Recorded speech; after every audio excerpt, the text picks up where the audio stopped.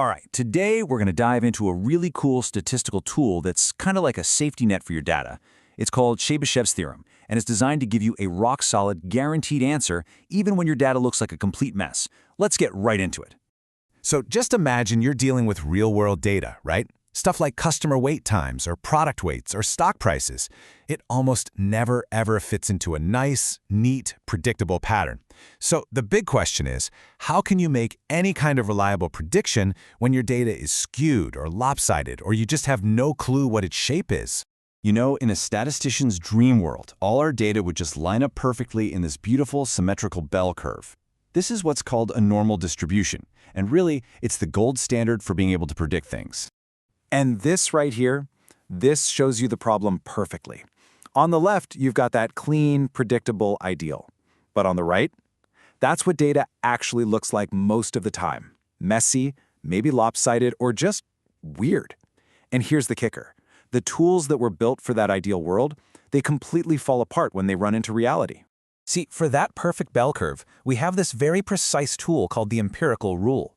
It uses what's called a standard deviation, which is basically just a way to measure how spread out your data is, to make these incredibly exact predictions. Like, it tells us that exactly 95% of all the data will fall within 2 standard deviations from the average. It's super powerful, but it has one huge weakness. It only works for that perfect bell-shaped data. So, what happens when your data doesn't fit that neat little mold? If you can't use the empirical rule, are you just stuck? Well, no, not at all. You just need a different kind of tool, one that's a lot more flexible. And that's where our hero of the day comes in. Let's talk about a universal rule, one that actually works for any dataset, no matter what its shape is. And here it is, Chebyshev's theorem.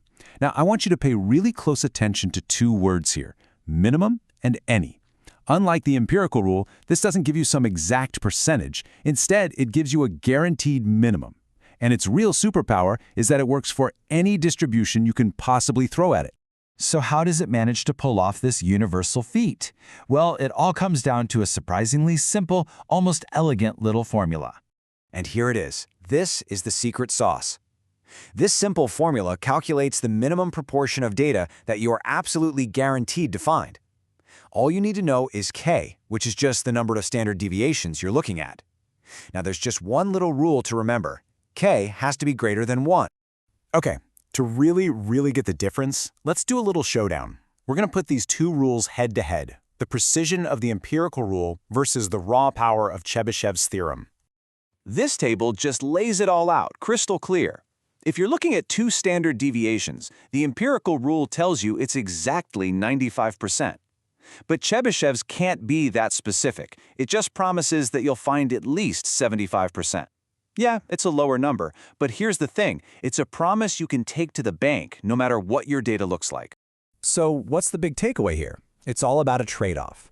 You're giving up the precision of getting an exact number, but in return, you're gaining this incredible power of universal applicability.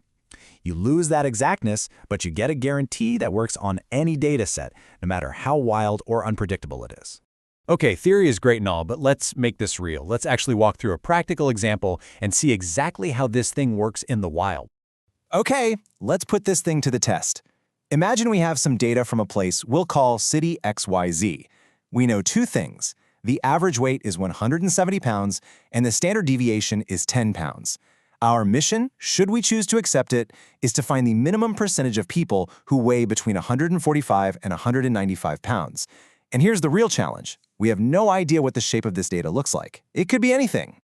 All right, first things first. Before we can even touch that formula, we have to figure out our K value. In other words, how many standard deviations away from that average of 170 pounds are our bookends of 145 and 195? It's actually a really simple calculation.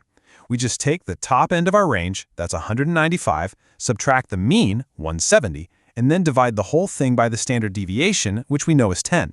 And boom, that gives us our K value, 2.5. So what this means is that our weight range of 145 to 195 pounds covers everything within 2.5 standard deviations of the average. Perfect. Now we have everything we need to solve this. Now for the fun part. We just take that K value of 2.5 and pop it right into our formula. So that gives us 1 minus 1 over 2.5 squared, which is 6.25. A little bit of quick math, and we get our minimum proportion, 0.84. And there it is. That's our answer. We can now say with total confidence, without knowing a single thing about the data's shape, that a minimum of 84% of the people in city XYZ weigh somewhere between 145 and 195 pounds. Could the real number be higher? Sure, but it absolutely cannot be lower. That's the guarantee. So let's bring it all home. Why does this even matter? Well, remember that messy, unpredictable data we started with? In the real world, perfect certainty is pretty much a fantasy. Chebyshev's theorem gives us a rock-solid floor, a guarantee that we can count on when everything else is up in the air. So, let's do a quick recap. The big idea is that Chebyshev's theorem is your go-to tool for any distribution period. It doesn't give you an exact number, but what it does give you is a rock-solid minimum guarantee. All you need are the mean and standard deviation, and you can get a baseline understanding of your data. It really is the ultimate statistical safety net. So I'm going to leave you with this question to chew on.